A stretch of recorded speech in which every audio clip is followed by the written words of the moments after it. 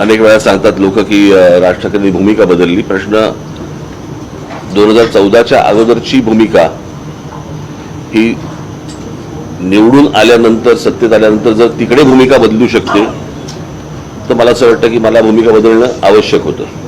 आणि त्याला भूमिका बदलणं म्हणत नाहीत, त्याला धोरणांवरती तुमच्या त्याला टीका म्हणतात.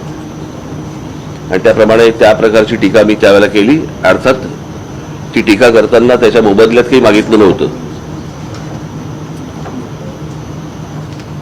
की मला मुख्यमंत्रीपद पाहिजे म्हणून मी टीका करतोय, माझे 40 आमदार फोडले म्हणून मी टीका करतोय, असल्या कुठच्या गोष्टींमधनं ती टीका नव्हती.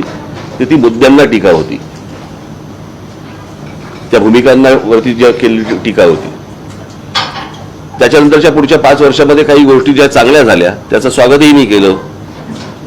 जसं 370 कलम रद्द होणं, राम मंदिर सारखा एक विषय, इतका मोठा विषय.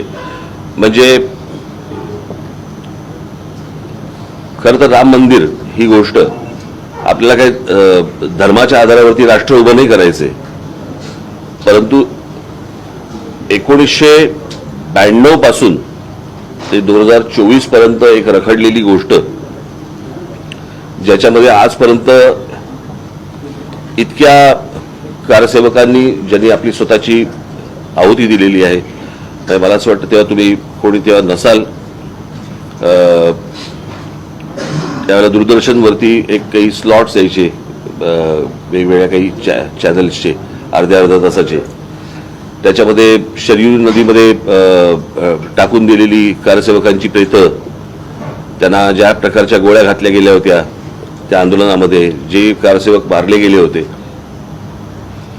मला असं वाटतं त्या सगळ्या कारसेवकांचे आत्मे शांत झाले असतील आणि ते राम मंदिर उभं राहिल्यावरती. आणि एक निश्चित, जर इतक्या वर्ष प्रलंबित राहिलेला प्रश्न जर नरेंद्र मोदी नसते, जरी सुप्रीम कोर्टाने आदेश दिलेला असला तरी, जरी ते नसते, जर ते नसते तर राम मंदिर उभंच राहू शकलं नसतं. हा तसा अनेक जसे पेंडिंग विषय आहेत तसा हा एक तसाच राहून गेला असता विषय. सो एनआरसीचा विषय असेल, राम मंदिराचा असेल, 370 कलम असेल, अनेक गोष्टींवरती मी त्या वेळेला स्वागतही केलं, अभिनंदनही केलं. मी स्वतः फोन करून अभिनंदन केलं या गोष्टींचं. काही गोष्टी चांगल्या होताना जेव्हा दिसायला लागतात त्यावेळेला मला असं वाटतं की एका बाजूला एक दडगुजरं कडबोळं आणि एका बाजूला एक खंबीर नेतृत्व, अशा वेळेला पुन्हा त्यांना एकदा संधी देणं हे आवश्यक आहे असं मला वाटलं. आणि म्हणून मी पक्षाने आमच्या ठरवलं की त्यांना नरेंद्र मोदी यांना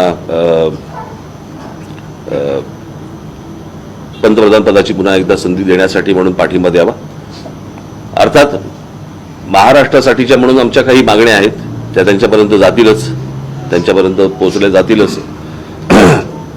त्याच्यामध्ये मराठी भाषेला अभिजात भाषेचा दर्जा देण्यापासून अनेक गोष्टी आहेत. महाराष्ट्रातल्या गडकिल्ल्यांचं संवर्धन, त्या दिवशी जो तरुणांचा मी विषय केला होता की आता या सगळ्याच्यामध्ये काही गोष्टी अशा असतात की औद्योगिक दृष्ट्या महाराष्ट्र हा खूप पुढे आलेला आहेच. म्हणजे त्याच्यामध्ये आणि उद्योगधंद्यांमध्ये किंवा उद्योगपतींना पहिल्या ज्यांना प्रेफरन्स म्हणतो आपण असा वाटणारा हे महाराष्ट्र राज्य हे एकमेव राज्य आहे.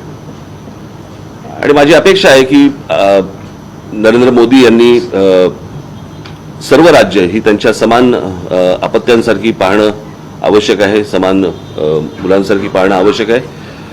गुजरात त्यांना प्रिय असणं हे स्वाभाविक आहे, कारण ते गुजरातमधले आहेत, ते गुजराती आहेत. परंतु इतरही राज्यांकडे त्यांनी त्याच प्रकारचं लक्ष या पुढच्या 5 वर्षामध्ये दिलं जाईल अशी माझी अपेक्षा आहे. आणि पुढे कशा प्रकारे त्यांची पावलं पडत आहेत मला असं वाटतं हेही पाहणं तितकंच आवश्यक आहे आणि गरजेचं आहे. परंतु आज मी त्यांना जो पाठिंबा दिलेला आहे त्या पाठिंब्यावरती मी आज पक्षाची इथे पदाधिकाऱ्यांची, आमच्या पक्षाच्या नेत्यांची, आमच्या पक्षाच्या सरचिटणीसांची, महिला आमच्या सगळ्या आलेल्या आहेत त्यांची, पदाधिकाऱ्यांची बैठक आज इथे लावली. भारतीय जनता पक्ष, शिवसेना आणि राष्ट्रवादी काँग्रेस या 3 पक्षातल्या लोकांनी, 3 पक्षातल्या उमेदवारांनी किंवा त्यांच्या लोकांनी आमच्या कोणत्या लोकांशी संपर्क साधायचा आहे, कोणाशी बोलायचे आणि पुढे कशा प्रकारे जायचे या प्रकारची यादी 1-2 दिवसामध्ये आमच्याकडनं तयार होईल. त्याप्रमाणे ती त्यांच्यापर्यंत जाईल आणि आमच्याही जे पदाधिकारी असतील, माझे जे महाराष्ट्र अधिकारी असतील, त्यांनाही ते योग्य मानाने वागवतील अशी माझी अपेक्षा आहे.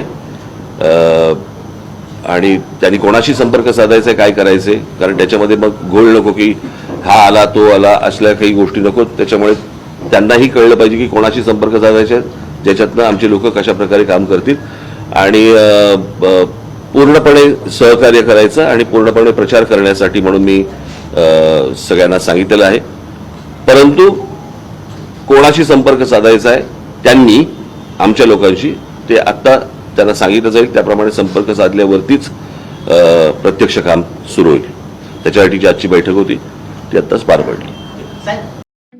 ठळक घडामोडींसाठी देशोन्नती न्यूज चॅनलला सबस्क्राईब करा आणि बेल आयकॉन प्रेस करा. मुंबई, पुणे, नागपूर, मराठवाडा असो का विदर्भ, राजकीय, सामाजिक, शैक्षणिक क्षेत्र असो का क्रीडा, सर्वच घडामोडीचे विश्लेषण पाहायला विसरू नका. फक्त देशोन्नती न्यूजवर.